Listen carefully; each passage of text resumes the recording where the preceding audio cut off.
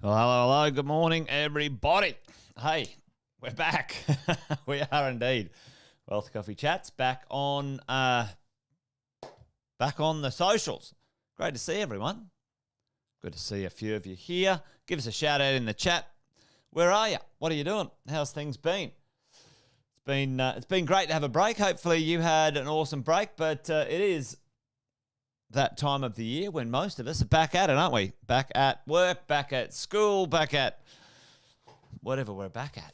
Anyway, good to be back at the Wealth Coffee Chats. Plenty going on. Plenty of things to understand and consider for 2023. Folks, team, great to see you here. Jason Witten, if you didn't already know, I think the little overlay was there a moment ago. But if you're new, say hello. We've been doing this for a while. I think this could be our fourth year in Wealth Coffee Chats. Someone's in Newcastle. Kevin's all the way from Florida. Kevin, good to see you. Aaron, great to see you. And a few people in the Facebook group. If you're new, I know the last couple of months we've had a fair few people join our mentoring and coaching program. So big hello to you. And Prakash is down in Canberra. Prakash, good to see you, mate. Thanks for joining.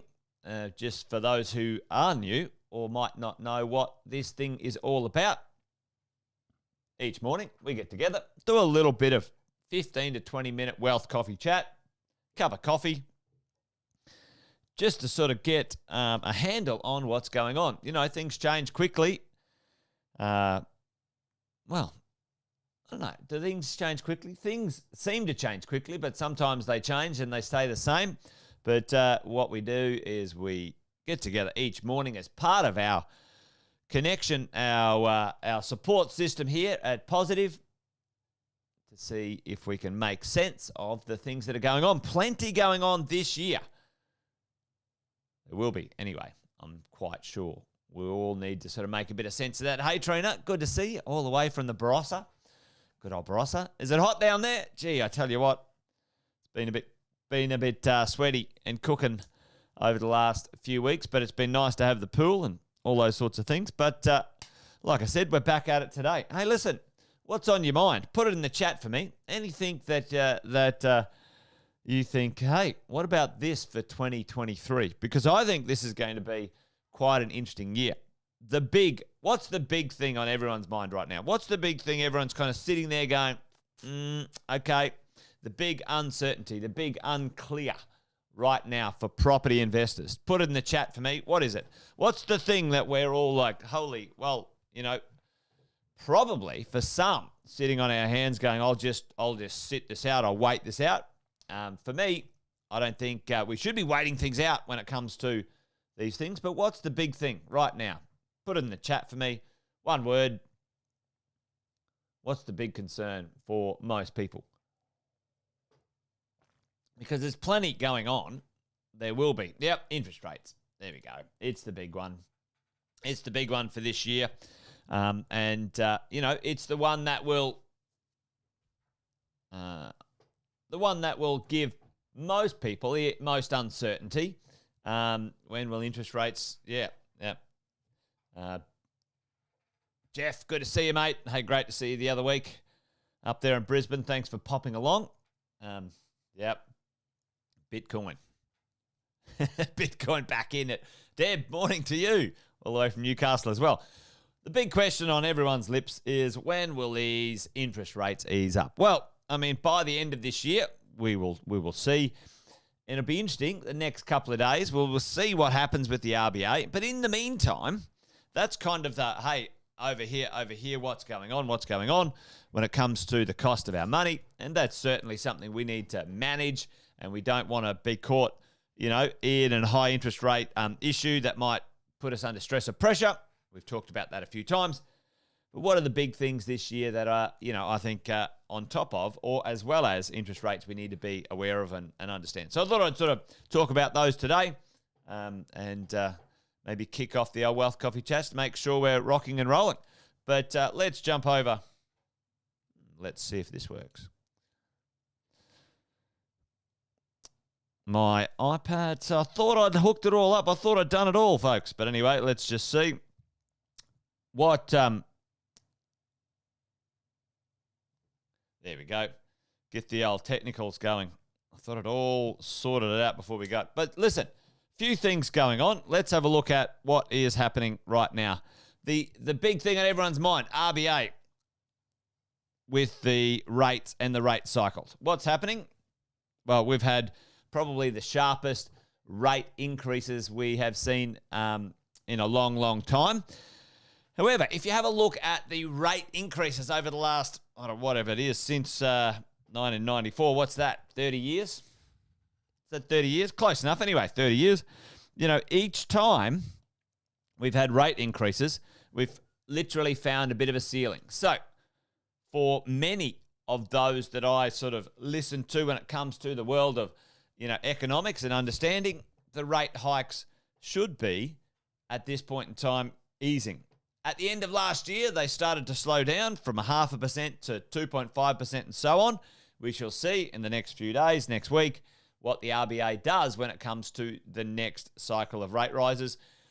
The common understanding right now, folks, for us as property investors, most likely 1 to 2 more 0.25% increases, 1 or 2. And then we should be done. That's the common understanding. That's the thought. Still, in context, the interest rates, while more expensive than they were 2 years ago, are still not that expensive when it comes to the world of household payments. The debt payments. Listen, we've been in other places before, other times before, where the debt as a percentage of our incomes, of our disposable incomes, has been plenty higher. This idea, this talk about, fixed rates coming off and it's a disaster, it's bullshit. So don't get caught up in it. Yes, it's going to be expensive for some. For most Australians, we've got more money in savings than we've ever had before. We've got more equity in our properties than we've ever had before. And our rents, if you are an investor, have gone up faster and more than we've ever had before. Right. Some people might not be ready. Some people may have not listened to Wealth Coffee Chats and not organised themselves properly. But by and large, most Aussies are going to be reasonably okay when it comes to higher interest rates and the cost of those payments.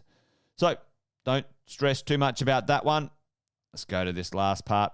Now, what happens around the world is different economies tighten their cycles, different interest rate cycles, and the idea that Australia tracks with US. The US is dialing back their interest rate rises, the cost of their money. And again, that's another indicator that Australia will flatten out at the same time or not too far behind, folks. So last but not least, here's the process, here's the thought, here's the idea. This is where we are today in Jan. And, this is where we could expect. Now, if you go back and have a look at Wealth Coffee Chats last year, right at the beginning of the interest rate rises. We had a bit of a look, about where we thought this thing would land, and it's not me. I'm not that smart. I just observe very smart people, aggregate a number of their opinions, and then apply it to what we get up to, which is the world of property investing. And at that point in time, if you remember, we did say, hey, listen, it's going to be 3.5 cash rate at some point in the future. That was the idea, that was the thought, that was the prediction, and that's still on track for that. So that's where we sit. That's where we are. Not too much more, folks. And many, I know many of our clients, many of you guys have already got on the phone to your banks and your lenders and said, hey, give me a discount, give me a reduction in the cost of my interest. So if you haven't done that already, make sure you do, okay? Make sure you get onto it, folks. Make sure you get onto it when it comes to your interest costs, because at the end of the day, it is our biggest expense, and it's one we've got to manage. Last but not least, well, it's not last yet because I've got a few things to cover. In the positive, this is the one we're watching, saying, hey, interest rates, where are they going to end up, and what does that do? What does that affect the marketplace? So far, the adjustment in selling prices, not adjustment in values, just so everyone knows, doesn't mean your property's gone down in value, all right? This is the misunderstanding about what happens in the marketplace when a person who has to sell sells for a little bit less, and you don't have to sell, and you think, oh, my properties have gone down in value. Yes, some of the valuers do take that into consideration, but many places, even if certain properties are sold for a bit less, the other market, surrounding market, is still holding ground. Matter of fact, I'm going to show you in a minute, we are actually still setting record prices for certain types of property. Actually, put this in the chat for me there while I'm rabbiting on. What types of properties, what end of the market? There's a little chart here, which is pretty interesting. Bottom end of the market, middle of the market, or top end of the market. Now, the top end of the market, according to data, has adjusted close to 10%, median selling prices. Which end of the market? Is it the bottom? Is it the top? Is it the middle? Has set record prices in the last few months? Put that in the chat for me. What do you reckon? Is it the bottom, the middle, or the top? And I'll answer it in just a moment. Which of this market segment has set record prices, or there's record prices in this market segment? Anyway, top end of the market, gotten a bit soft. What happens? Interest rates go up. Someone paying or buying, many millions of dollars for a property, if they have a mortgage on that property, certainly costs a bit more. That's what you would think, right? Middle of the market, not so much affected so far, and that's around about the 5% adjustment. Morning, Brendan. And the bottom of the market, what happens is when investors or property buyers can't afford that next level up, it pushes them down into other price points, and the bottom of the market is holding its own a little, right? So not massive when it comes to these adjustments. This talk of 25 and 30%, what absolute rubbish. So let's keep an eye on that. But which part of the market has done some pretty interesting things? Well, it's the top end of the market, team. The top end of the market. The wealthy buyers, Noosa, Brisbane, Penthouse record, Noosa record. Where's this other one here? We've got Sydney record, a Tassie record. Listen, buyers in the market who are, financially able and viable in that top end of the market are paying record prices because there's not great supply of these good quality properties. Well, the quality that they want. So for me and you, when it comes to interest rates in this next, 5 to 10 years, cheap money will not be the driver. of our value, of our wealth. What's the number one driver? There's probably two drivers here, but the number one driver when it comes to capital growth, ladies and gents, folks, and there's some sub headings of this number one driver. What's the number one driver? Well, my prediction, the number one driver over the next 5 to 10 years, medium to long term, not short term, medium to long term, your property capital growth. Capital growth, what's going to drive capital growth in this next property cycle, ladies and gents? Now, we've got a supply issue, so that will certainly underpin it. We've got some a rent boom going on. Yes, that'll underpin it. But what type of property, what property will be the winner? Anyway, it's a cryptic question. What do you think? What do you think? Is it cheap and cheerfuls in the middle of nowhere? Or is it something else? Maybe you guys might know. Put it in the chat if you do. Records everywhere. The cliff is coming. Yeah, it's always coming. Isn't it, Brendan? Blue chip. They're right. Whoever said blue chip. Blue chip, in Sam's word, flight to quality. The flight to quality properties, especially the well-priced ones, the middle of the market properties, will be the ones that will benefit most into the future, because the flight to quality, when money's expensive, people consider that they'll only pay more than they want to because it's something nice. It's good, right? When cheap money's there, people pay more than they should. So record prices going on. Yeah, there's talk about cliffs everywhere. Worst returns in 14 years for super funds. That always pushes them back into real estate. Over the next 10 years, folks, check this out. 4 million Aussies, 4 million Australians are going to enter the retirement phase. So we've got some things here. Like, listen, cruddy super returns, bad super returns, worst for 14 years. Over the next 10 years, 4 million Australians entering the retirement phase in Australia. So that's going to be interesting. That's why I think these flight to quality, that's why penthouses are setting records. That's why this downsizer, high quality, flight to quality real estate, someone who's been in a house for 30 or 40 years with a family now sells it, $2, $3, $4, $5 million. Melbourne, $5, $10 million. And they're moving to Queensland or Noosa, paying, millions for something nice to live in. Interesting times, right? What might that look like? Okay, what's going to happen there?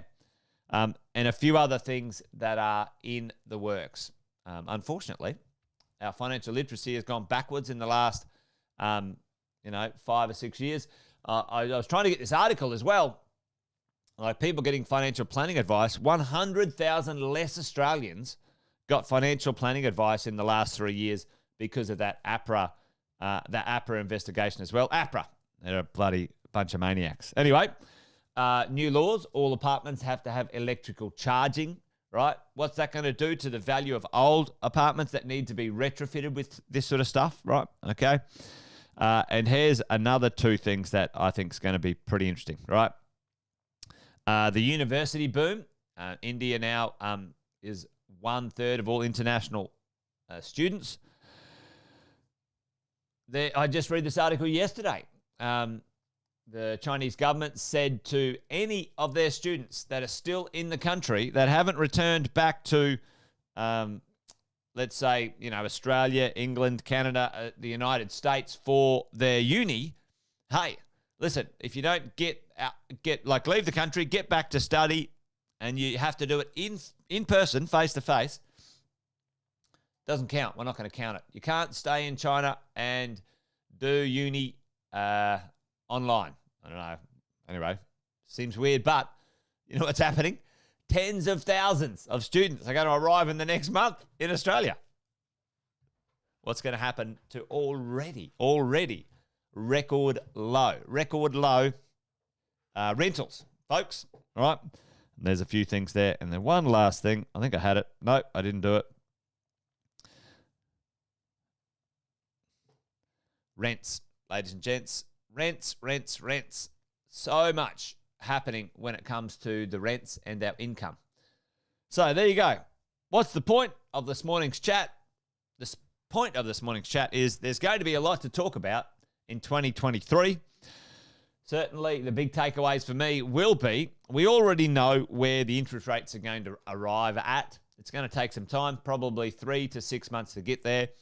Now, would you sit around? If you're in acquisition phase, would you sit around and wait forever? The answer is no. You should get on with it. It's going to give you some good buying opportunity in the next little bit. The rents are good.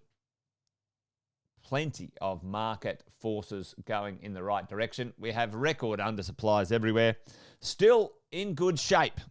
Don't let the media sway you from this rubbish of, property price cliffs and fixed interest rates going to destroy the world and whatever. They're just selling clicks. Unfortunately, they don't really care about the impact of that information. So there you go. Anyway, there it is, folks. We're back. Wealth Coffee Chat's back every day, Monday to Friday, 10 past 8.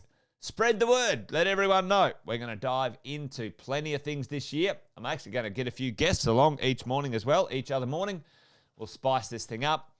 Make sure that everything's pretty good when it comes to the world of property investing, and we stay on track as investors. Anyway, thanks for joining me this morning. Awesome to see all of you.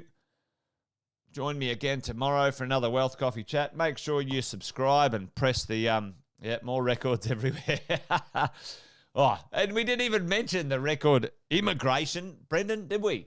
The new population explosion coming into Australia. Anyway, there's plenty on the cards, folks. Plenty on the cards. I'm excited about this year. I've had a good break, and I'm excited about hanging out with you guys in the morning and, Wealth Coffee chatting. There you go. Done and dusted. Cheers, folks. Thanks, Brendan. Thanks, Mark. Good to see all of you guys. Deb, Jeff, Trina, Prakash, Kevin, Aaron.